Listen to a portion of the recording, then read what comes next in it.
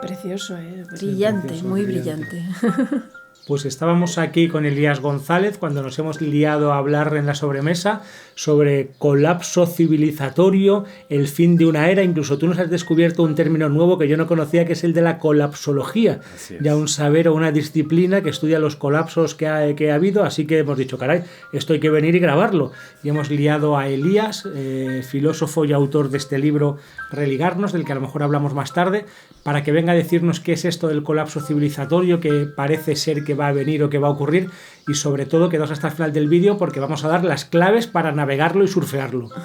Ojalá. Ojalá. Queda muy youtuber esta presentación, luego ya a ver qué pasa. Eso, por lo menos dar unas pistas, ¿no? Eso sí, que creo que parte de los, por decirlo así, notas de esta era que nos caracteriza es la incertidumbre radical, ¿no? Decimos mucho que quien va por ahí queriendo decir alguna respuesta es que tal vez le hace falta algo de información, ¿no? Entonces, por lo menos algunas pistas. Sí, te hemos sentido como hermano especialmente, bueno, en muchos sentidos, pero en este que dices también, ¿no? A nosotros nos gusta siempre reafirmar el misterio, ¿no? No solamente el misterio ontológico o el misterio último, místico y espiritual, sino también ese misterio histórico y social, ¿no? Porque estamos viviendo, como antes decíamos en la sobremesa, una etapa nueva, están pasando cosas nunca vistas en la historia de la humanidad en muchos sentidos, entonces lo que hay ahora está entre tinieblas, ¿no? Es dar como un salto al abismo y no sabemos qué va a pasar en un año, en 10 años o en 100 años. ¿Cómo lo ves tú esto? ¿Crees que vamos hacia un colapso civilizatorio, como decíamos antes? Yo creo que eso es un hecho, ¿no? Y eso no tendría que estar como en clave apocalíptica. Hay actualmente una suerte como de erotismo por el fin del mundo y películas a cada rato, ¿no? Hollywoodescas. Más bien el colapso, y mucho como de pronto dice el mismo Javier Meloni, ¿no? Que hablábamos hace rato, es quizás el fin de un mundo, ¿no? Y estamos más que nada no tanto en el final de los tiempos, sino en el tiempo del fin, en un tiempo en el que se está cayendo una civilización concreta. No es que el planeta vaya a explotar, como muchas ocasiones pensamos. Ciertamente estamos en un peligro ecológico, pero los que estamos en peligro es la raza humana, ¿no? El planeta seguirá en su curso independientemente de nosotros, pero sí que la raza humana estamos viendo hacia ese precipicio y parece que además no queremos, no hay vuelta atrás, ¿no? Hay datos que van más allá de creencias, ¿no? El calentamiento del 1.5 a nivel de temperatura ya es irreversible, ya no podemos regresar a una temperatura menor que eso. Entonces, si no ponemos un alto en los desórdenes en que estamos existiendo, pues bueno, este sí sería el fin del asunto, ¿no? Pero ¿qué sigue? Pues eso es un poco la pregunta, y cómo podríamos crear alternativas convivenciales y además gozosas, porque todavía estamos para crear eso, ¿no? Un momento. Venimos desde el futuro para patrocinar nuestro propio vídeo con un sueño cumplido. La primera formación anual en psicología transpersonal y espiritualidad que lanzamos y que lleva por título Abre tu corazón. Pensada tanto para el autoconocimiento teórico y práctico, habrá ejercicios como para ayudar a otros y acompañar a otros en su propio proceso. Yo llevo ya casi 20 años como terapeuta y haciendo una reflexión continua. Mardía tiene una formación académica brillante. Nos reuniremos online los miércoles de 7:30 a 9 hora española. Con la primera sesión abierta y gratuita en YouTube para que podáis verlo el miércoles 25 de septiembre a las 7:30. Los precios son por mes 60 euros, bimensual 100 euros y si quien quiera pagar los 8 meses que dura el curso, 380 euros. No solamente estaremos Mardía y yo, sino que contaremos con la presencia de algunos de las principales voces en psicología y espiritualidad en este país, nada menos que el catedrático en psiquiatría Javier García Campayo, el indólogo, doctor en filosofía y meditador y poliautor Vicente Merlo, el creador del Árbol del Karma y guionista y director Mariano Alameda, Beatriz Calvo, especialista en meditación en tradiciones y periodista, y Pepe Guirado, que bueno, un contemplativo de 20 años. Así es. Entregaremos material complementario y una acreditación al final del curso. Toda la información en psicologiayespiritualidad.com. Y ahora sí, seguimos con el vídeo. O sea, tú lo ves algo así como un fin del mundo, tipo esta película de Netflix, ¿cómo se llama? La de No mires arriba, ¿la has visto? No mires arriba, sí. ¿No? Como algo así, ¿no? Que está viniendo como no, claro, está viendo sería un meteorito, que es algo metafórico simbólico, pero sí que estamos rodando colina abajo a toda velocidad hacia el abismo y estamos muy preocupados de aparecer guapos en redes y de a ver cómo se aprovecha esto para subir puntos en Instagram y cosas así, ¿no? Totalmente, y es que, repito, o sea, hay cosas que ya no van a irse para atrás, ¿no? El fin del combustible fósil es un hecho. ¿no? O sea, de eso ya no hay manera de poder sacarle la vuelta. Lo mismo que decía el calentamiento global. Y las estructuras económicas estamos viendo que ya no son capaces de estar respondiendo a la altura de las circunstancias, ¿no? Y tenemos políticas como de capitalismo verde y cosas que son más bien parches sobre el asunto. Y la famosa transición energética es más de lo mismo, ¿no? Es decir, bueno, en lugar de usar combustibles fósiles, vamos a usar los famosos minerales críticos, pero los vamos a extraer de manera igual de destructiva, voraz, ¿no? Y de manera descontrolada como hemos sacado el petróleo durante los últimos siglos, ¿no? Entonces, en realidad, todo este cambio civilizatorio que viene junto con la famosa transición energética y cosas por el estilo, no están implicando un auténtico cambio de paradigma, ¿no? Son soluciones adentro del mismo cuento, de la misma narrativa, que no están presentando una alternativa real, ¿no? Entonces sí estamos ante un momento de muchísima creatividad, yo creo que sí, ¿no? Porque decíamos hace un momento, creo que estamos ante, si le llamamos fin de una era, lo que no sabemos es qué sigue. Y el que sigue está en disputa. Hay muchos poderes, hay muchos órdenes que están queriendo construir mundos distintos, ¿no? Mundos de mayor opresión, de mayor extractivismo, de mayor disciplina, de mayor vigilancia. Pero también hay mundos nuevos, más conviviales, cercanos a la tierra, cercanos a comunidades de escala humana, ¿no? Aristóteles decía, ¿no? Cuando él estaba pensando cuál es la escala o el tamaño de una ciudad para que realmente sea convivial, él decía, pues cuando te subas al edificio más alto, que en ese momento no habrá habido rascacielos, tienes que alcanzar a ver con tu mirada el fin de la ciudad, ¿no? Yo soy de México y entonces en Ciudad de México no se ve el final, aunque te subas al edificio más alto, ¿no? Y así muchas grandes metrópolis. Es decir, la vida humana ha rebasado su escala. Y yo utilizo un término que un poco en el libro lo trabajo, que es el de la artificialeza. Es esta noción de querer que lo artificial sea lo nuevo natural y la construcción de un mundo, de un estado de cosas que sea puramente fabricación nuestra, alejándonos, digamos, de la Tierra, lo cual es no solo absurdo, sino imposible, ¿no? Nunca podremos hacerlo, pero sí, es como esta utopía patológica, distópica, ni siquiera diría de lo humano, ¿no? Porque muchos que hablan del antropoceno, ¿no? Más bien ahora, es decir, no hay que hablar del antropoceno como la era en que el ser humano ha alcanzado la escala de repercusiones geológicas, sino más bien del capitaloceno, porque antropoceno parece que los culpables somos toda la humanidad. Dices, no, o sea, es el sistema capitalista que responde a una civilización concreta, a unas personas. O sea, las comunidades o de los aborígenes australianos, ¿qué culpa tienen del calentamiento global? Lo sufren, pero por ejemplo, pues son solo algunos países y algunos estilos de vida los que producen, ¿no?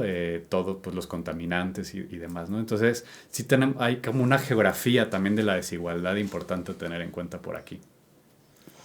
Y una pregunta, ¿no? Porque yo te escucho hablar y digo, a ver, yo siempre intento aliarme con la esperanza. Entonces, vamos a hacernos adalides o abanderados de la esperanza. ¿Por dónde iría esa esperanza? Es decir, si hay alguna manera de trascender este sistema en el que estamos viviendo sin tener que negar lo humano, pero, digamos, armonizándolo de una manera diferente, ¿cómo sería? Desde luego, lo que tú no crees, por lo que decías antes, en que va a venir a salvarnos Elon Musk, ¿no? Llevándonos, por ejemplo, a vivir a Marte o algo parecido, ¿no? A generar ahí una artificialeza, como dices, en la Luna o en Marte, y que haya como una nueva comunidad humana. Esto te parecen flipes directamente, ¿no? A ver, me parece posible, pero me parece un posible no necesariamente deseable, porque creo que ese posible está sustentado en el sacrificio del resto de la humanidad. O sea, es decir, para que algunos pocos ricos sean capaces de ir a colonizar Marte, implica el sacrificio de la mayoría. O sea, para poder producir los cohetes, la cantidad de energía necesaria, llevarse todos los instrumentos, se va a necesitar, que es lo que hoy construyen las grandes empresas transnacionales, los megaproyectos, crean zonas de sacrificio en México, en América Latina, en África, en Asia, en donde ahí es tierra sin ley, ¿no? Donde se puede hacer lo que sea, donde periodistas y lo que sea son asesinados todos los días. Y ahí, digamos, o sea, sí es posible eso, no digo que técnicamente o que científicamente no sea una opción. El problema es qué repercusiones va a tener en la realidad, ¿no? El sacrificio de millones de vidas, humanas y no humanas, para que unos pocos puedan salvarse e ir a Marte, ¿no? Pero sí creo y estoy convencido que hay esperanza, pero creo que tendríamos que tejer fino con la palabra, ¿no? Y a lo mejor aquí me pongo un poco filósofo, ¿no? Mi malformación. Yo aprendí con uno de mis maestros que se llamaba Gustavo Esteva, discípulo de Ivan Illich, y que le dedico, bueno, buena parte del libro en cuestión. La diferencia entre la expectativa y la esperanza. Y para eso yo pongo como ejemplo algo que aprendí con Gustavo Esteva y los pueblos zapotecos en el territorio de Oaxaca, en México. Y es que podemos distinguir la expectativa, la lógica de la expectativa y la lógica de la esperanza, cómo se distingue un nacimiento totalmente modernizado, alópata, y no es por hablar mal de la medicina, pero es esos extremos, ¿no? De la ingeniería biológica y demás, y un nacimiento de un niño y con una madre en las comunidades zapotecas, que claro que no digo, no hay que idealizar tampoco las comunidades, no es que todo el mundo lo viva así, pero digamos una cesárea en una ciudad hipermodernizada, incluso el embarazo ya está prehecho, ¿no? Ya con la ingeniería biológica, de qué color quieres que tus hijos tengan los ojos, cuándo van a nacer, porque ese día es simbólico para mí, entonces quiero que nazca ese día. Digamos, lo tienes todo preparado. La lógica de la expectativa es, si tú tienes una receta para un tipo de postre y lo metes al horno y sale otro tipo de postre, pues te sacas, ¿no? O sea, hay un choque de la realidad. Tú estás esperando que salga algo conforme los ingredientes que tú pusiste. Esa es la expectativa, ¿no? Yo creo que si seguimos en la lógica de expectativa, vamos al abismo, ¿no? Porque es esto del capitalismo verde, estas cosas de querer tener el control sobre los males que nosotros mismos producimos. Y quizás el problema está en ese, ¿no? En haber querido crear la artificialeza, ese mundo totalmente aparte, para separarnos ya en términos, digamos, más religiosos, espirituales. Pues creo que todas las tradiciones nos han, de alguna manera, advertido en contra de querer ocupar el lugar, pues, de la divinidad o como le queramos llamar, ¿no? Pero la esperanza opera distinto. La esperanza opera desde la lógica del pueblo zapoteca o de muchos otros pueblos, en donde cuando se embaraza la mujer, nadie no le dice nada, no la felicita, no le dice nada al respecto, porque está esperando algo que no sabemos. Claro. Pueden nacer mellizos, pueden nacer trillizos, puede morir la madre, puede perder al hijo, no se sabe, están esperando. Y cuando finalmente nace, le ponen un nombre. Antes no sabían si era, ahora las famosas fiestas del sex reveal o cosas por el estilo. Ahora no saben, ¿no? ¿Qué va a ser? Y ya que nace le ponen un nombre, y si no responde al nombre, a la semana le cambian el nombre hasta que realmente responde, ¿no? Entonces, la lógica de la esperanza no es actuar sabiendo o esperando, ¿no? Con expectativa los resultados que queremos, sino hacer algo por el simple hecho de que tiene sentido hacerlo. Y hoy por hoy creo yo, y muchas personas, que la esperanza está en estos grupos humanos, en estas comunidades. Algunas son más de raigambre política, otras son espirituales, ciudadanas, hay distintas, que se están uniendo a vivir una vida a escala humana, en amistad, en recuperar ritmos de la tierra, y que están construyendo mundos otros, ¿no? Entonces, cuando digo que el futuro está en disputa, que además creo que tendríamos que dejar un poco esta noción del futuro como lo mismo, como expectativa, como control, es más bien abrirnos a la sorpresa de este misterio que nos habita y que no sabemos para dónde va, pero hacer cosas que tienen sentido hacerlas, ¿no? Desde una escala humana y carnal. Y entonces en el futuro en disputa hay muchas comunidades que están construyendo otras cosas, ya más allá del capitalismo, más allá del patriarcado, más allá de los estados, construyendo realmente vida, ¿no? Y en una diversidad, porque si el futuro tendrá que ser desde el pluriverso, no desde una idea unívoca, de que solamente así se puede vivir bien, sino que hay muchos buenos vivires, mucho suma causa, y como diríamos en América Latina, ¿no? Que va a ser distinto en Madrid, que en Guadalajara, que en Tokio. Son muchos buenos vivires distintos. Esto me recuerda, estoy leyendo un libro de Urboreas, que siempre la cito cuando la leo porque me conmueve mucho, ¿no? Que habla sobre las encrucijadas y dice que la clave en toda encrucijada es que se sigan varias cosas. Por un lado, que se respete la ley de la naturaleza, es decir, todas las leyes naturales, y segundo, sobre todo, ¿no? Hay más cosas, pero primero, que se respete la ley de la naturaleza, y segundo, que se respete como la mirada del corazón, es decir, que se sea fiel a uno mismo. Entonces puede que no miremos a largo plazo, pero en el corto plazo esas dos llaves nos van llevando siempre en la encrucijada, nos hacen tomar el camino correcto, ¿no? Dice algo más, pero y al servicio de la vida, eso, y ponerse al servicio de la vida, las leyes de la naturaleza, la llamada del corazón y el servicio a la vida, ¿no? Esto sería... Qué bello. Pues son claves de discernimiento, ¿no? Porque justo estamos en un momento en que ya todas las respuestas prefabricadas, o sea, creo que parte del problema es la caída de todas las grandes certezas, o sea, todo lo que nos dijeron, que el desarrollo nos iba a salvar, que el crecimiento tecnológico, y hoy no tenemos a dónde aferrarnos más que a claves de esperanza, de lo invisible, ¿no? Que al mismo tiempo es lo más visible, ¿no? Es el amor encarnado, comunitario, que se crea en las relaciones reales con el mundo, ¿no? Creo que eso hemos perdido suelo, no solo en un sentido filosófico de que nos hemos alejado de los ritmos de la tierra, lo que sea, o sea, realmente nuestras esperanzas están puestas en cuestiones que no tienen correlatos con la realidad, ¿no? Y entonces lo que ha pasado es que todos los procesos de colonización y modernización quitan a las personas las posibilidades de vivir su vida desde sus propias manos y con sus propios esquemas, ¿no? Entonces tenemos que acudir a instituciones otras para que nos arreglen desde la salud, el transporte, todo. Cuando en realidad el ser humano pues había hecho todo desde un inicio. O sea, no hace el ser humano otra cosa desde que nace más que aprender, ¿no? Hasta el día que se muere es lo único que hace en la vida.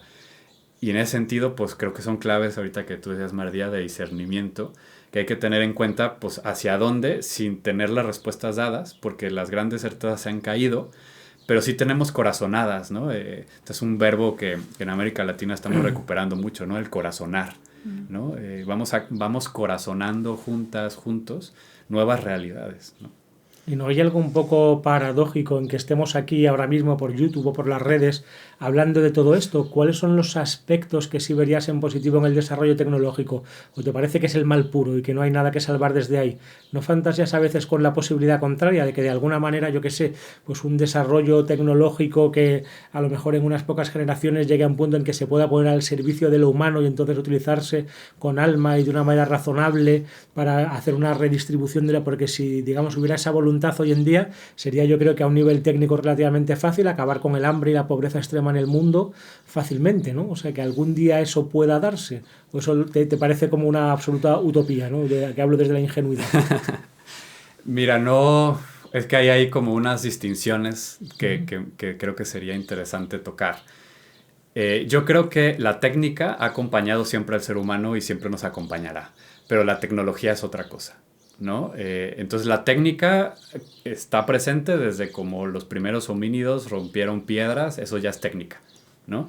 Y siempre va a estar, ¿no? La tecnología es de creación más reciente, no siempre ha habido tecnología, tiene que ver con cierta concepción del mundo, más que nada moderna, y es verdad, como decíamos fuera de cámaras, no se trata de volver atrás porque no tenemos la palanca para ponerle reversa, eso no existe, ¿no? Tenemos que hacer una nueva síntesis y en esa nueva síntesis, sin lugar a duda, seguiremos valiéndonos de técnica, ¿no? Porque siempre lo hemos hecho.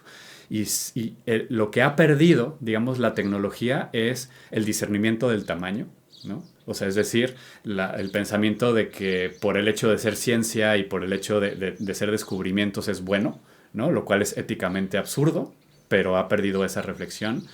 Y ha perdido la escala del tamaño y de la proporción, que es algo que también se rompió, la ibris, ¿no? La desmesura, eso se perdió, eso es tecnología pura, ¿no? Y finalmente, o sea, si esto pasara, Rafa, creo que, o sea, si fuera a pasar, ya hubiera pasado, ¿no? Hoy por hoy tenemos, como decías, la capacidad técnica para alimentar a toda la población, etcétera, y entonces parece que entonces el problema está del lado humano, ¿no? Y que no tenemos buena voluntad o que nos hace falta ser más buenos, ¿no? Pero en realidad pues es junto con pegado, es decir, ciertas condiciones tecnológicas y materiales reproducen ciertos modos de vida y por lo tanto ciertos hábitos mentales que vienen de la mano, ¿no? Entonces perdón por este ejemplo, pero para mí es el más evidente, ¿no? Que es el de los baños secos frente al WC, ¿no? Ustedes no sé si sabían, pero el WC es una tecnología que originalmente fue un regalo para la reina de Inglaterra. Una cosa súper lujosa y que solamente era para la reina, ¿no?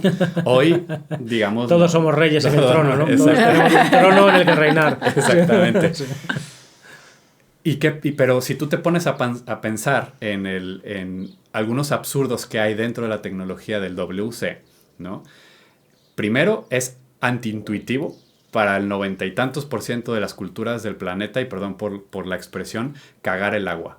O sea, cagar el agua es contraintuitivo, ¿no? O sea, sí, nunca lo había pensado. Hasta que alguien se pone a pensar, dice, ¿no? O sea, nadie, o sea, digo, claro, se hacían las cosas en los ríos y en los mares, pero, o sea, el agua medio potable que tenemos acceso, hacer ahí es contraintuitivo, ¿no?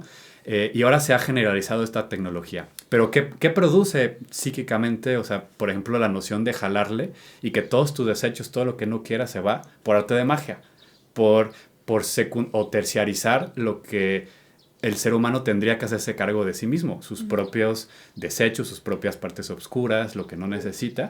Wow. ¿Y qué reproduce, por ejemplo, otra técnica, otra tecnología que es el baño seco?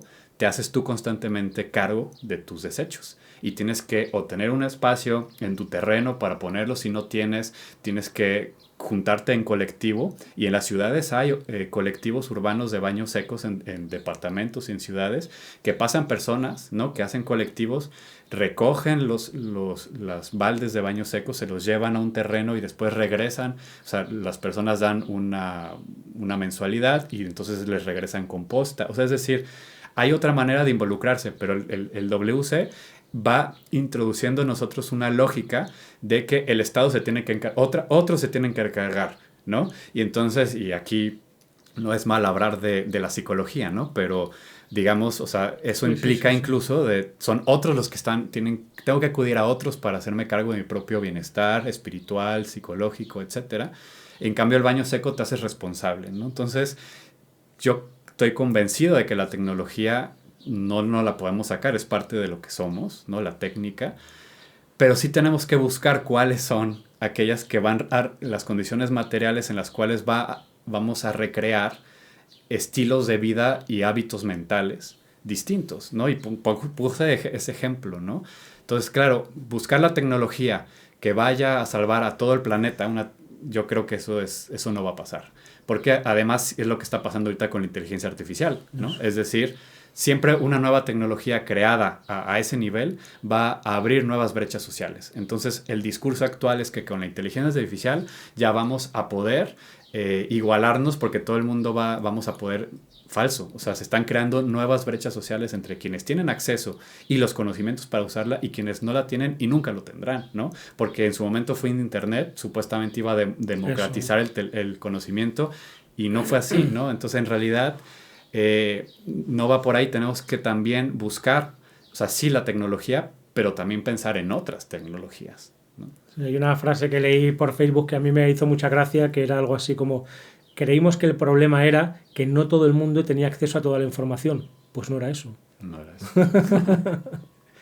A mí me viene, según te oigo hablar, me viene una pregunta que es como, a ver si la consigo formular, ¿no? Porque es como que sale de un lugar como en el que estoy realmente interesada. Utilizo a veces un hadiz, un dicho del profeta, para hablar del origen de la creación, en que se dice algo así como: yo era un tesoro escondido y amé ser conocido. Sí, hablando, ¿vale? De Dios en primera persona. Dios habla en primera persona, a través de la voz del profeta, ¿no? Entonces, yo de aquí, de esta interpretación, que es una interpretación infinita, o sea, que no se acaba nunca, suelo ver como el proceso de la historia de la humanidad como un proceso en que se da un ensanchamiento paulatino de las posibilidades de lo humano, ¿vale? Con este ensanchamiento significa que cada vez tenemos la posibilidad de estar más lejos de la fuente. Y a la vez, cada vez las personas que deciden hacer el camino de regreso a casa, como lo hacen desde un lugar más libre y más consciente, también obtienen más gozo con el regreso. Es decir, un animal que tiene menos libertad que un ser humano está ya alabando a lo divino todo el rato, pero no tendrá el gozo que genera esa experiencia de regreso a la fuente o a la unidad cuando lo has hecho desde mayor libertad o desde un lugar más lejano, desde mayor distancia, ¿no? Entonces, me parece que esto es casi constante en la historia de la humanidad, esta posibilidad. Yo no creo en un progresismo como lineal, sino en una historia de la humanidad en la que se va dando la posibilidad de alejarnos cada vez más de la fuente. Y esto conlleva pues un mal más utilizado. Por ejemplo, tú le das mueves el dedo y puedes matar a un montonazo de personas, es decir, un mal cada vez más utilizado y más irresponsable, un poco con lo que decías tú del tema de los baños, ¿no? y del proceso de sacar nuestros excrementos, y a la vez se da lo contrario, es decir, puede haber gente con una conciencia más honda, comprometida con el proceso de regreso, ¿no? Entonces, la cosa es, si esto es así, que igual me equivoco, ojalá me equivoque, si esto es así, la brecha entre la fuente y lo humano se va a seguir agrandando, a la vez que se sigue acortando, ¿no? Se dan las dos cosas a la vez, ¿no? Entonces, esta es una pregunta, una duda muy intensa que me surge a mí, porque digo, ¿hay marcha atrás? Es decir, ¿hay marcha atrás en este proceso de alejamiento de lo divino? Wow. No, pues sí, que es una cosa, no, sí lanzaste ahí una, que no tengo ninguna respuesta, obviamente, ¿no? Pero yo lo que alcanzo a percibir es que, o sea, no sé si hay marcha atrás, porque eso implicaría tener quizás un posicionamiento, una perspectiva también, o sea, lo que voy es que siempre estaremos inmersos en eso, ¿no? O sea, como usando la metáfora incluso espacial que mencionabas, ¿no? ¿Dónde está el límite, ¿no? ¿Dónde está el atrás? ¿Dónde está el adelante? ¿No? Y más bien, como bien decías esto de no el proceso lineal, pareciera que entonces quizás también la fuente, eso es un poco a lo mejor también mi sensación y mi experiencia, la fuente también se va actualizando junto con nosotros, ¿no? O sea, es decir, la fuente tampoco es estática, sino que la fuente también es un dinamismo vivo, ¿no? Que va co-construyendo en nuestro caminar, y esa fuente ha estado tan cerca y tan lejos de la humanidad. O sea, la distancia entre la fuente y nosotros ha sido siempre la misma.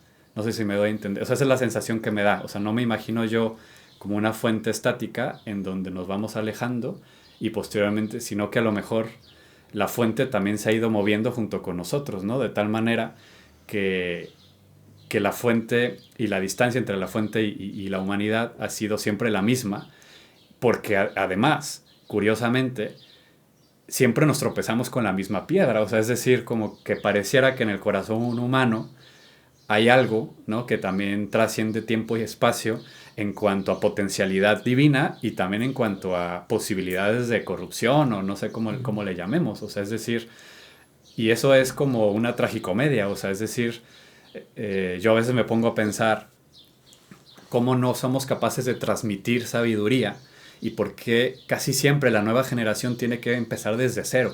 Quizás no desde cero a nivel tecnológico, está claro, no desde cero a nivel, pues yo qué sé, de creación literaria, ¿no? O sea, de hecho es parte del problema, ¿no? Que cada año que pasa se publican más libros por leer y más conocimiento. Sí. Pero el conocimiento esencial parece que cada generación empieza, o sea, cada generación tiene que hacer su camino, ¿no? Entonces, no sé si, a mí a veces me cuesta trabajo verlo como en un sentido tan grande, como la humanidad, tan en abstracto, ¿no? Como que como humanidad caminamos, y más bien veo como personas múltiples y pueblos que hemos tenido casi siempre los mismos retos, las mismas tentaciones. Por ejemplo, esto de la hibris, ¿no? O sea, es decir, ya nos lo advertían los griegos, nos lo advirtieron. Hay un pasaje que ahorita ni sé exactamente dónde está, pero me comentaba una vez un hindú que en algún pasaje de los Vedas aparece que Krishna y Arjuna, ¿no? Están ahí y Arjuna hace un trato con un demonio y porque el demonio quiere que Arjuna le construya un palacio, una cosa por el estilo, y entonces va Arjuna a pedirle consejo a Krishna porque le dice, el demonio me va a pagar con esto, una palabra en sánscrito que algunos traducen como máquina, ¿no? Y entonces, y Krishna dice, no aceptes eso, porque eso es lo que va a destruir la humanidad. Eso es lo que va a producir el Kali Yuga, ¿no? O sea, es decir, pareciera que los antiguos ya sabían, ¿no? O sea, cuál es el aguijón, ¿no? Cuando San Pablo dice, quítame este aguijón, adiós, o cuando los mayas dicen que el último sol antes del que ya entramos se acaba con fuego, ¿no? El fuego también sobre calentamiento global. O sea, es decir... Sí, la técnica. Hay cosas que uno dice, o sea, no sé si vamos... Y a lo mejor me contradigo, pero sí estoy de acuerdo que el mal se va encrudeciendo. Porque volviendo al tema del tamaño, porque la capacidad de mal es cada vez mayor, ¿no? Es cada vez mayor. Pero curiosamente también, pues yo creo que la sombra cuando crece también, la redención también puede ser mayor. No lo sé. Sé que no, estoy hablando en voz alta de algo bellísimo que dijiste. Solo agregaría eso, que para mí se me hace que la fuente no está estática, sino que va caminando con la humanidad y que es la paradoja del no tiempo y el no lugar, ¿no? Como si esa distancia entre la fuente y nosotros siempre es la misma. O sea, siempre hemos estado tan lejos como tan cerca porque es la experiencia de la inmediatez del misterio que siempre ha estado ahí dándose, ¿no? Y no es como que la humanidad va creciendo en conciencia y que ya finalmente llegamos a un momento en que tenemos la capacidad de comprenderlo, sino que pues nuestros ancestros capaz que estaban mucho más despiertos a esa realidad. Entonces, no sé, son ideas hacia el aire, ¿no? Claro, porque podrían verse de las dos maneras, ¿no? Como los dolores del apocalipsis o como dolores de parto de una nueva humanidad, ¿no? Ahora que está tan de moda también la nueva era, la era de Acuario, hay mucha gente que lo ve así, ¿no? Que esto es como el preaviso para una especie tal vez de gran purificación o de gran purga que nos lleve a una nueva forma de humanidad en que lo tecnológico esté al servicio de lo humano. Sería, ojalá sea algo así. Pero claro, no, si esto suena un poco a Star Trek, ¿no? A ciencia ficción, ¿no? Sí. Sí. ¿No? Y o sea, a mí me llama la atención también como que en los relatos de las grandes películas o de las grandes mitologías contemporáneas, yo qué sé, Star Wars o casi siempre, hay un imperio vencedor y el bien está del lado de la resistencia. Siempre es como la resistencia al imperio, pero en principio son los que pierden, ¿no? Hay una esperanza en ellos, pero son los que pierden. Pero en Star Wars, en Avatar, en Dune, en todas estas que ahora están tan de moda y que han sido tan potentes simbólicamente, con perdón por lo que voy a decir, de alguna manera, por ejemplo, en Dune se ve muy claro, ¿no? Los que serían los héroes y protagonistas serían lo que, si lo llevamos a un marco geopolítico global, serían casi grupos y facciones rebeldes casi terroristas, ¿no? Los que son los buenos, los rebeldes, o en Avatar, ¿no? Los que están atacando al imperio que viene al planeta, ¿no? Etcétera, ¿no? No, además hacen como una autocrítica los norteamericanos, están como en el fondo están autocriticándose a través de sus películas que son como su mayor tesoro, ¿no? Porque es como se difunden al mundo. Eso es muy raro, sí. Claro.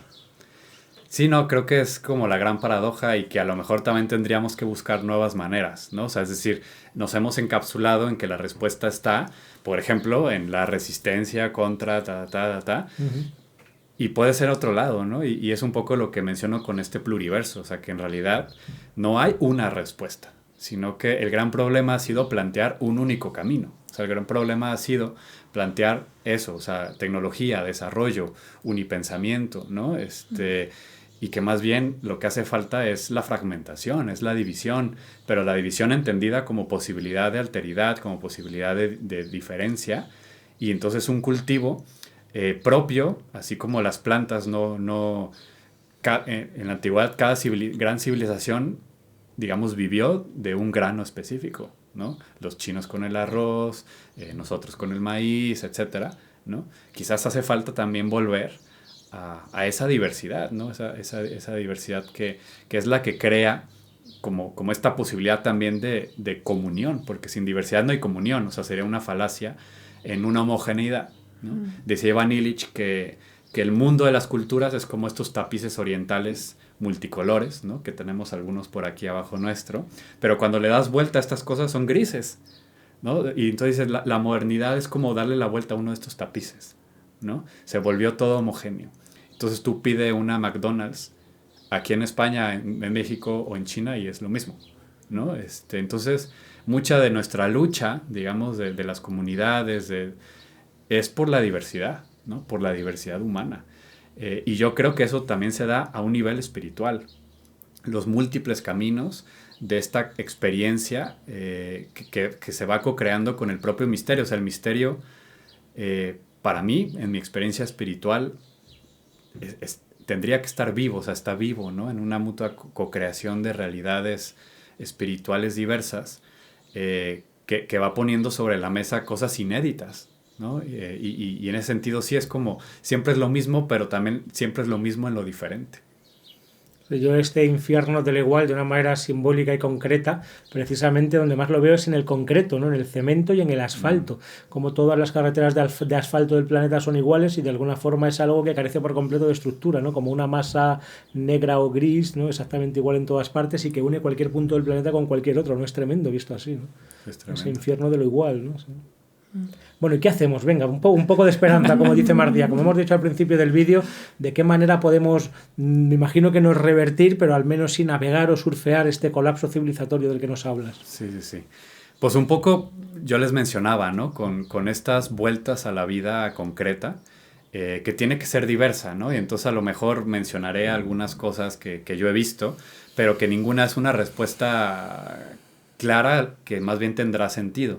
Hay un proyecto muy interesante que se llama el Tejido Global de Alternativas, Global Tapestry of Alternatives, que así hay mucho, ¿no? Se basa en un concepto aymara, que son una comunidad originaria de Perú y Bolivia, que se llama crianza mutua, el concepto, la crianza mutua. Pero este concepto en su cosmovivencia, en su cosmovisión, es la crianza mutua del ser humano con las llamas, con los apus, que son los espíritus de los montes, con los ríos.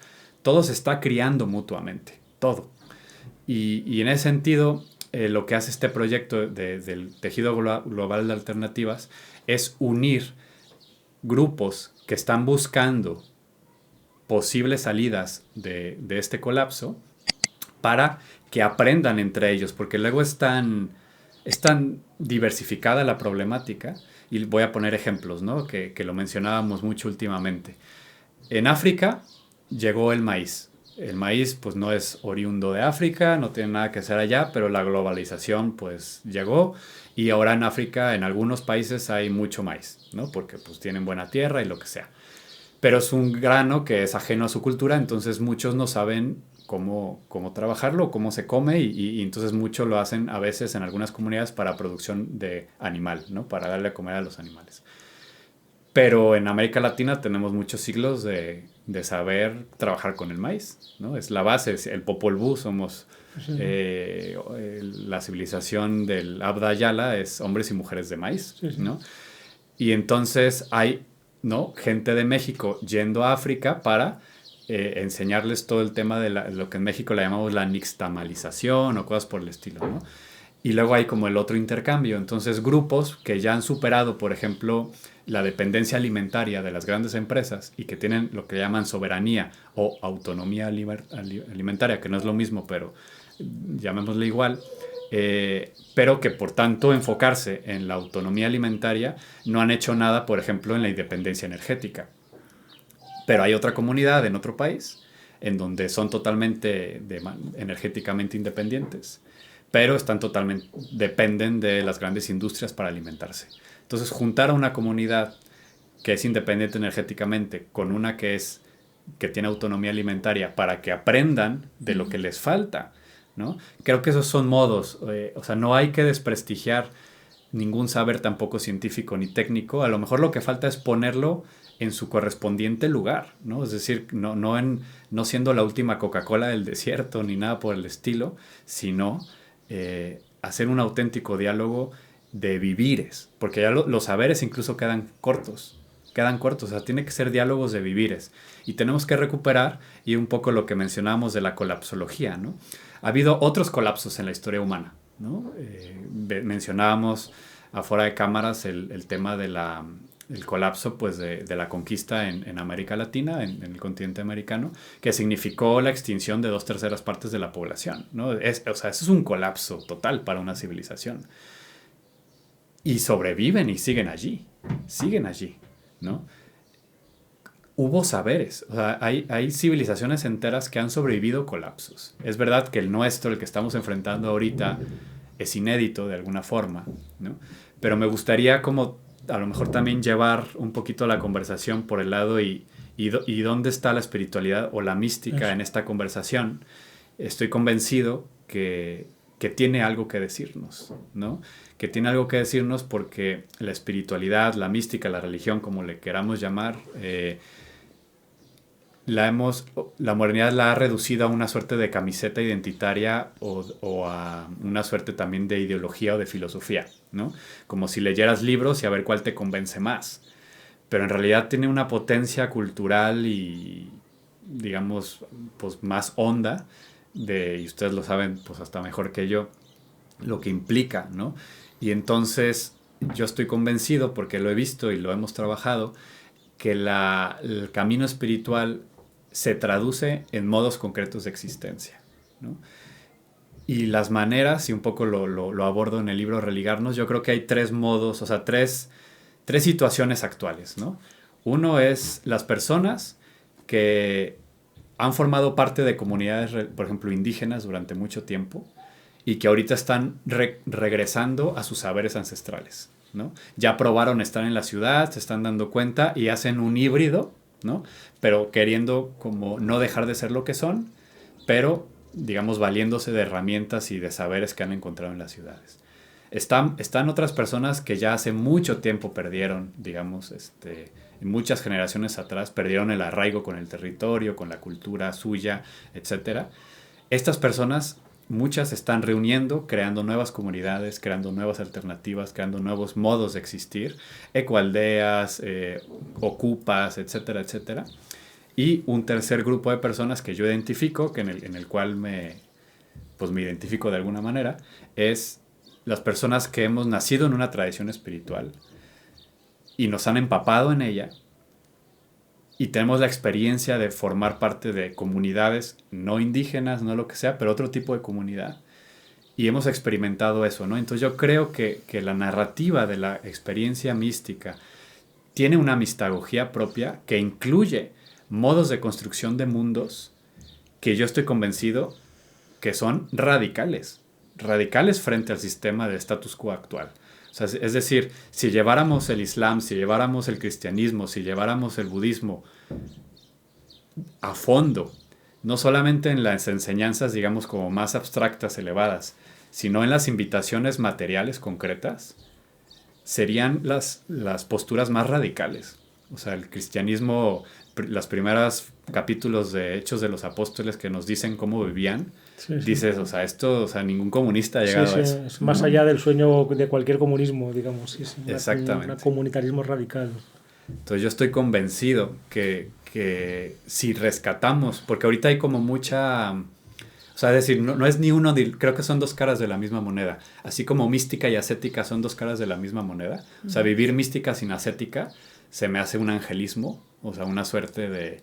Claro, y sin reducir la ascética a lo que, digamos, comúnmente de pronto se entiende, ¿no? Si vas acabamos de estar en el monasterio de la Encarnación y entonces te dicen cómo se pegaban las monjas. Y bueno, o sea, sí, pero la ascética es más que eso, ¿no? Es la manera mistagógica de disponer el corazón para poder abrirse a este misterio, ¿no? Y la ascética, por lo tanto, siempre son condiciones muy concretas de vida, ¿no? Son ayunos, son modos de, ustedes saben, desde el Ramadán hasta la Cuaresma, el óctuple sendero budista. O sea, es decir, son modos que son bien concretos, no son abstractos, no son libros de alta teología erudita, son súper prácticos, ¿no? Y en ese sentido yo creo que la mística, la espiritual, la religión, como le llamemos, tiene una palabra importantísima porque realmente tiene propuestas muy radicales que además son integrales. O sea, es decir, no dejan fuera todos los aspectos del ser humano, porque ese es para mí uno de los grandes problemas o fallas de muchas narrativas políticas actuales, ¿no? Que la espiritualidad, pues, o sea, se desentienden, ¿no? Según él habla, me acuerdo de cómo se vivía en Chipre cuando hemos estado allí, ¿no? por ejemplo, el tema de la comida, cómo se gestionaba el tema de la comida y cómo se cocinaba. Primero, normalmente cogían lo que sobraba en el mercado, o sea, lo que normalmente gratis, lo que iban a desechar o a tirar en los puestos del mercado se lo daban gratis a la derga, ¿no? Sí. Eso es, y se cocinaba con eso una sopa. Si sobraba algo, se hacía con eso la sopa del día siguiente. Y cuando tenías el plato, no podías dejar nada libre en el plato, porque decía, siempre el maestro decía que la baraka está en lo que se desprecia, ¿no? Entonces había que comerse hasta... Era una prueba rarísima. La mayoría de la gente quería comerse solamente una parte y dejar otro, entonces ayer estabas muy mal visto. Te echaban la bronca, claro. Te echaban la bronca, entonces te regredían a la infancia. Muchos occidentales tenían estas regresiones con eso. Y el maestro hasta cogía las miguitas que se quedaban a los lados del plato, las cogía también, ¿no? Porque no se podía desperdiciar nada, ¿no? Y tenía un sentido espiritual y comunitario también, el comer en comunidad, con una bendición, mientras se cocinaba se hacían también mantras para bendecir la comida, ¿no? Estaba totalmente integrado en la vida y en las oraciones. Se comía a distintas horas según el año porque estaba asociado con el sol, ¿no? Justo cuando se ponía después del Magrib era cuando cuando se ponía el sol era cuando se comía y se desayunaba poco después del amanecer, y eso va cambiando a lo largo del año. Era muy alucinante eso. Sí. Y es que eso es bellísimo, y me hace regresar al ejemplo del WC y el baño seco, pero ahora en otra categoría. O sea, yo creo que tendremos, o sea, aparte de la invitación que yo siento y que me gustaría dejar también por acá es, o sea, llevar la espiritualidad a los más elementales humanos. O sea, por ejemplo, ya hablamos ahorita del desechar, ¿no? La comida, ¿no? Usábamos mucho en Oaxaca esta distinción entre alimento y comida. Y los ejemplos, o sea, una hamburguesa de McDonald's o una tortilla recién hecha, ¿no? De tortilla mexicana, también podría aplicarse ahora a la tortilla española, pero una tortilla de maíz, o sea, recién hecha en una comunidad indígena. Los dos, o sea, y muy a la Raymond Panikar, ¿no? O sea, no hay universales culturales, pero sí hay invariantes humanos. Entonces, es decir, comida, o sea, comer, alimentarnos, pues no hay a quien no, incluso pues quien dice que de prana, y pues bueno, pero mínimo de eso, ¿no? Pero si tú pones una hamburguesa y una tortilla, son dos mundos radicalmente distintos. La hamburguesa es un producto industrial creado para mantener máquinas humanas continuando en el trabajo industrial, ¿no? O sea, cumple una lógica y por lo tanto hace posible y reproduce, o sea, viene y además reproduce un sistema mundo, un estado de cosas muy concretos en donde implica una cierta forma de vida, ¿no? La tortilla, ¿no? Por otro lado, que igual es comida, forma parte del invariante humano, todos tienen una función. O sea, para que haya aparecido esa tortilla, los varones hacen esto, los niños hacen esto, las mujeres hacen esto. Desde las 5 de la mañana están levantados para recoger el maíz, luego poner el nixtamal, triturar, cocinar, y esto, o sea, es toda una lógica comunal, ya ni siquiera comunitaria, comunal, ¿no? Y entonces eso produce y reproduce un sistema mundo social, comunitario y espiritual, ¿no? O sea, la espiritualidad de estos pueblos es una espiritualidad que tiene que ver con los ciclos de la vida y el cuidado de la vida, de la tierra y de la existencia, ¿no? Como nos hemos separado de eso, también nuestras espiritualidades se han vuelto demasiado abstractas, filosóficas, intelectualistas, ¿no? Y hemos perdido, por ejemplo, la espiritualidad de la tortilla, la espiritualidad de entre los pucheros anda el Señor, ¿no? Hemos perdido esto. Entonces yo estoy convencido de que si regresamos, yo de pronto hablo mucho de una nueva ascética, ¿no? Es un poco como uno de los bretes que traigo últimamente, la nueva ascética. Y pongo así, ¿no? Porque Buda no conoció los celulares. Entonces, o sea, ¿cómo podemos hablar hoy de atención? Que es un concepto, bueno, elemental para todas las espiritualidades, pero particularmente para el budismo, por ejemplo. Porque Buda no tuvo nunca que regañar a un monje joven, diciendo, apaga el móvil, ¿no? Apaga el móvil. Y hoy lo que le llaman la economía de la atención, ¿no? Que hay porque eso no es un problema individual, hay miles de millones de dólares dedicados para que gente muchísimo más inteligente que nosotros cree algoritmos para robarnos nuestra atención. O sea, no es una cuestión de fuerza de voluntad. Y por otro lado, por ejemplo, digo, ¿no? O sea, Santa Teresa en sus 17 fundaciones jamás estuvo atorada en el tráfico. Jamás, ¿no? Bueno, sí, sí, bueno, porque se le quedaba, se le rompía la no podía pasar ahí, no podía pasar por el puente de Córdoba y a ver qué hacían. Sí. Pero un atolladero de lo que sabemos. Sí, hay pipi. Exacto, eso no. Entonces, hay mucho trabajo espiritual de grandes maestros y maestras sobre la trascendencia del ego. pero hay muy poco sobre cómo espiritualmente nos desindividualizamos.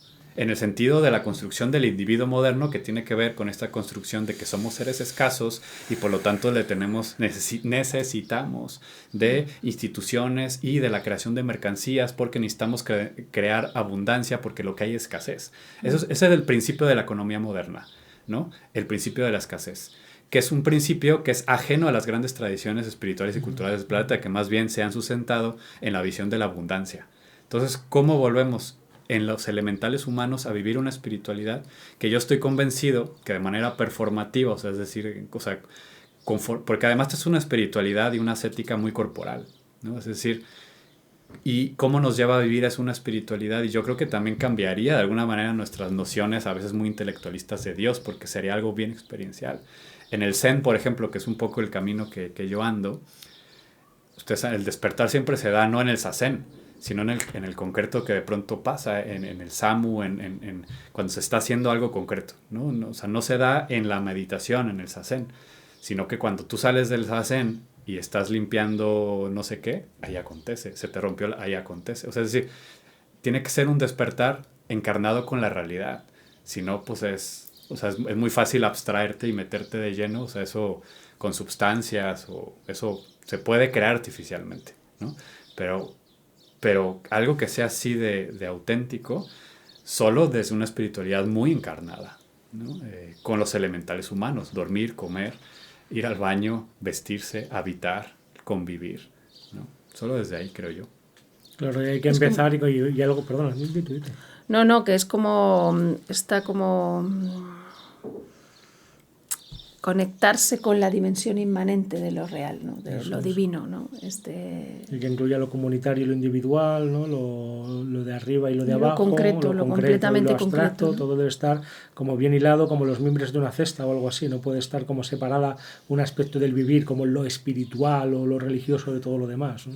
Es que eso es un invento también, o sea, moderno, o sea, hay un libro, por ejemplo, muy bueno, Las 7 ensayos sobre realidad peruana, de Carlos Mariátegui, donde, digo, ya es un libro viejo, siglo XIX quizás, en donde se expone cómo para los pueblos andinos, o sea, lo que los modernos llaman, por un lado, economía, política, religión, eso. Para los pueblos andinos y para los pueblos premodernos en general, incluso europeos, siempre fueron la misma cosa. Y entonces, claro, nosotros venimos de una tradición muy específica en donde había un problema entre la alianza Estado-Iglesia, pero entonces ese problema de la secularización se trasladó a todas las sociedades, en donde no tenía que haber pasado porque no había ese problema, ¿no? Y entonces se inventa la religión como otra cosa. Ustedes han pues, hecho también los investigaciones con Abdenur Prado y demás de este asunto. Eso te iba a decir, genealogía del monoteísmo, le habla mucho de eso. Exactamente. Que cuando en otras culturas llegaban los colonos occidentales y preguntaban, a ver, ¿cuál es vuestra religión? Es que ni se entendía la pregunta. Entonces, lo que hacía era como ahormarse a la mirada occidental. Pues tiene que haber un hijo de Dios, Cristo, tal, que sea quien, pues Buda, budismo, ¿no? Y tiene que haber un libro sagrado. A ver, ¿cuál es? Pues el Corán o los Vedas, tal así. Sí, exacto. Sí. Cuando en realidad espiritualidad era vida y economía era... O sea, todo era la vida y su cuidado y su reproducción. O sea, cuidar la vida, cuidar a quienes cuidan a la vida y cuidar en esta crianza mutua, ¿no? Entonces, cuidar los bosques, cuidar los ríos, cuidarnos en comunidad, cada quien jugando su rol, respetando pues que hay personas que hacen distintas cosas. Entonces, volver a una espiritualidad de la vida, ¿no? Que eso no quita, para mí es como el suelo esencial, ¿no? Ya después, claro, o sea, se podrá ir más profundo desde la experiencia, pero es que si no hay ese suelo del cuidado de la vida, entonces la espiritualidad se vuelve muy angelical, ¿no? No en el buen sentido, sino de un angelismo desencarnado, y lo que nos haría falta entonces es una espiritualidad desde allí, ¿no? Entonces quizás en este ámbito de esperanza es todos estos esfuerzos de tantos grupos que están regresando al cuidar la vida, a cuidar la vida, ¿no? Y a poner el cuerpo y muchas veces dar la vida en ello, ¿no? Los grandes cuidadores y cuidadoras de los territorios, por ejemplo en América Latina, que son asesinados a cada rato por cuidar la vida, son realmente mártires, ¿no? Realmente mártires, porque están dando la vida por el cuidado del planeta, ¿no? No, qué pasada. ¿Y qué más? ¿Os quedáis con ganas de decir algo? Vamos a cerrar. ¿Queréis decir una última palabra o comentar algo, alguno de vosotros? No, a mí es solo como volver a preguntar esto que hemos hablado fuera de cámara, ya lo ha planteado, ¿no? Pero esta idea también de la experiencia mística como experiencia alquímica o creadora, y no solo que muchas veces vemos como la experiencia mística como una especie de unión con lo real y ya está, como una interpretación veraz de la verdad, ¿no? Pero siempre puede ser completamente transformadora también, ¿no? Y puede estar y nunca está alejada de la dimensión social, ni de la dimensión política, ni de la... Esto es muy teresiano. Sí. Marta y María siempre han de andar juntas, ¿no? Exactamente. No, estoy convencido, y de hecho un poco a lo mejor parte de la problemática es... Yo un poco no me gusta tanto hablar de experiencia mística, porque de pronto tenemos la noción de que la palabra experiencia implica eso, ¿no? Como un momento en donde una persona tiene algún tipo de revelación o la transverberación o cosas por el estilo, que no es así. O sea, yo creo que la palabra experiencia es mucho más profunda, pero en el uso cotidiano es, qué buena experiencia tuve yendo a tal viaje o tal cosa, ¿no? Entonces, a lo mejor cabría hablar más bien de vida mística, ¿no? En donde más bien es una suerte de continuum. Y yo pongo un ejemplo muy desde el cristianismo, ¿no? Pero pienso en San Pablo, ¿no? Por ejemplo. O sea, muchos, la experiencia mística de Pablo, ¿no? Ese camino a Damasco y no sé qué, no. A ver, Pablo ya había visto el martirio de Esteban, ya como que algo se le estaba removiendo por dentro. O sea, para que Pablo haya tenido la apertura de haber recibido la experiencia del camino a Damasco, ya hubo una preparación de alguna manera inconsciente. O sea, porque no es como que él haya decidido, pero ya se estaba sensibilizando con el martirio de Esteban y preguntándose cómo es posible que alguien muera de esa manera y con tanta paz, etcétera, etcétera. Y después fue el camino a Damasco, pero después se quedó ciego. O sea, es decir, es una vida mística, no es una experiencia así. En la vida mística habrá sus subidas, sus noches, ¿no? Pero entonces siempre es vida, ¿no? Y entonces... Por eso todas las grandes tradiciones han buscado, de alguna manera, la construcción de lo que también es un término quizás muy cristiano, el de la mistagogía, ¿no? La pedagogía del misterio, que es cómo le hacemos para poder transmitir esta vivencia a los que vienen detrás, ¿no? A las nuevas generaciones, y entonces creamos modos que siempre van a estar, digamos, en la gran paradoja de lo humano. Es decir, a veces, así como decimos en las especies animales, ¿no? Que cada especie tiene un polo adaptativo y un polo que se niega a la adaptación. Si no tuviera estos dos polos, por ejemplo, si están las especies que están más inclinadas al polo adaptativo, es decir, que se adaptan muy fácil, en unas pocas generaciones son una nueva especie. Porque si antes no tenían alas, en pocas ya tienen alas y ya es otra cosa, ¿no? Pero los que tienen poca adaptación, por ejemplo los osos polares, que lamentablemente pues, están muy en peligro de extinción, es porque efectivamente un oso polar no se puede adaptar rápidamente y con tantos deshielo pues van a morir, ¿no? Así también yo creo que son las tradiciones espirituales, o sea, tienen un polo adaptativo, en donde, pues bueno, las nuevas circunstancias, los signos de los tiempos van moviéndose, y un polo que se niega a adaptarse para no perder lo esencial en la adaptación. Y creo que esa tensión es la que los mantiene vivos a las tradiciones de alguna manera, ¿no? Y entonces las mistagogías pues son estos procesos en donde vamos buscando las maneras de transmitirlos, pero siempre entonces esas transmisiones tienen que ver con ascetismo, con técnicas de prácticas espirituales. Y para que eso sea posible hay que construir unas condiciones materiales que hagan posible la transmisión mistagógica. Entonces, es decir, el hecho de irse al desierto, metafórica o literalmente, para vivir un proceso de purgación, pues no es por, digamos, excentricidad. Es porque se necesitan condiciones materiales para poder ir a la interioridad. El hecho de ayunar en el Ramadán, pues tampoco es una excentricidad, ¿no? Es porque se necesitan condiciones materiales que produzcan en el cuerpo, en la mente, en el espíritu, un cierto estado de que si el monje budista, o sea, son condiciones, y en esas condiciones se crean, por lo tanto, economías, se crean lo que ustedes mencionaban, que me pareció maravilloso, ¿no? Del ejemplo en Chipre, de la comida, o sea, es decir, hay que crear modos de comer, modos de vivir, construcciones, o sea, las bioconstrucciones, ropa, o sea, qué tipo de ropa, o sea, si tú eres budista y tienes votos y uno de tus votos es el de mantener, o sea, un modo de ganarte la vida o de mantener la vida recta, y utilizas, digamos, vestimenta de una marca de ropa que sabes que explota niños en Indonesia, ¿no? Pero eres muy budista, ¿no? En tu vipassana o lo que sea, ¿no? Entonces, ese budista, y no es por hipismo, no es de que cómprate la tela de manta hecha por, ¿no?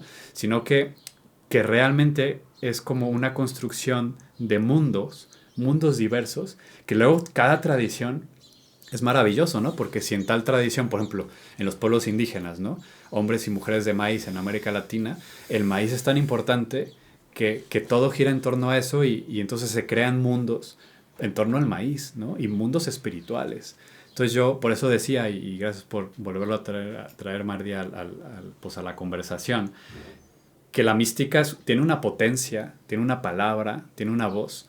En esta crisis civilizatoria yo estoy convencido de que ahí hay esperanza, pero tenemos que buscar a ver estas grandes sabidurías, ¿no? de la humanidad, no solo por sus conocimientos espirituales trascendentales, sino también porque sabían vivir bien, ¿no? O sea, saben vivir bien. O sea, hay sabiduría de vida práctica en el Corán, en los evangelios, ¿no? En el Dhammapada, etcétera, ¿no? Eso yo creo que podríamos coincidir, ¿no? Uh-huh. Precioso, brillante, sí, precioso, muy brillante. Pues si queréis seguir profundizando en Elías González, ya sabéis, el libro Religarnos también se te puede encontrar fácilmente en redes, ¿no? Yo tengo la impresión de que por ahí estás accesible. Y tienes por más Facebook, libros publicados. Tienes más libros publicados. Es joven, pero... Sí, este es el que tenemos porque es de Kairos, ¿no? que es un tochillo, pero muy interesante, y donde tratas los temas muy de fondo y desde una gran erudición, ¿eh? No está en absoluto tratado en nada de lo que está diciendo de manera superficial, ¿no? Sí, muchas gracias. Sí, pues en redes sociales... tenemos un grupo de amigos y yo un blog que se llama Blog Amanecer, blog de mística, espiritualidad, filosofía. Estamos en YouTube, sobre todo, es donde sacamos más material, muy casero, no con tanta edición y tantas ganas como ustedes buenamente le hacen al canal, ¿no? Nosotros un poco más casero, pero pues ahí de pronto hacemos reseñas de libros y cosas por el estilo. El Instagram que uso es ese, el del Blog Amanecer, no tengo uno personal. En Facebook estoy como Elajas Peace, paz en inglés, PAC, Elajas Peace. Y otros libros que ustedes lo pueden buscar. De hecho, este Religarnos es el segundo de una trilogía, que el tercero todavía no existe. El primero se llama El dinamismo místico, mística, resistencia epistémica y creación del mundo nuevo. Es justamente una reflexión más filosófica de eso, o sea, cómo la mística es un saber contrahegemónico, de alguna manera, ¿no? Es un poco la tesis. Tengo uno que se llama 7 místicas para transitar los tiempos actuales, en donde justamente menciono qué sabiduría podemos tomar. Menciono a Gandhi, Teresita de Lisieux, a Ignacio Loyola, Teresa de Jesús, Juan de la Cruz, Gustav Landauer y Lanza del Basto. Estos dos últimos no tan conocidos a veces, pero que justo recupero algunas pistas de estos místicos y místicas para transitar los tiempos. Ese lo escribí en pandemia un poco para acompañar a las personas en tiempo de pandemia. Y bueno, otros que andan por ahí rolando, ¿no? Libros. Y ha venido a España, está en España, le hemos invitado a casa, está Ana Belén con él. Y nada, muchísimas gracias a los dos por venir. A ella la saludo, aunque no sale, pero está aquí al lado. Ahí está Ana Belén, sí. Muchísimas gracias por venir. Bueno, ya sabéis que antes de irnos tenemos siempre que anunciar meter nuestra propia cuña. Ya sabéis que por una pequeña cantidad al mes estamos haciendo Patreons y miembros donde hacemos reuniones horizontales muy interesantes en las que tratamos diversos temas, María y yo, con vosotros de una manera horizontal, co-creándolo entre todos. Podéis suscribiros al canal si os interesa nuestro contenido, nos hacéis un gran favor y nos ayudáis a seguir adelante, dejadnos likes, comentarios, los leemos todos y hoy respondemos la mayoría. Y en noviembre el 1 y el 2 de noviembre. Esto dilo tú. Esta es tu parte. Si Dios quiere, tendremos nuestro segundo encuentro Psicología y Espiritualidad bajo el título Unir el cielo con la tierra. Van a venir personas diversas, de ámbitos distintos, de tradiciones distintas. Lo más puntero y granado de la mística y la espiritualidad en España. En España. Y yo creo que va a ser un encuentro precioso, como el del año pasado, que estuvo lleno de experiencias de emergencias, ¿no? Y de bendición. y podéis apuntaros en psicologiaespiritualidad.com o escribir Eso un es. email a rafaimardia@gmail.com. psicologiaespiritualidad.com, ahí estamos poniendo también además un calendario de actividades con nuestra agenda, las charlas que damos, las cosas que hacemos, los cursos que tenemos. Y yo creo que ya está, ¿no? Que ya hemos hecho la cuña publicitaria, así que nada. Pues nada, muchísimas gracias, Elías. Ha sido un placer tenerte en casa, por supuesto, y ya sabes que este es tu espacio para lo que quieras. Gracias, Mardía. Bendiciones. Nos vemos en el próximo vídeo y bendiciones.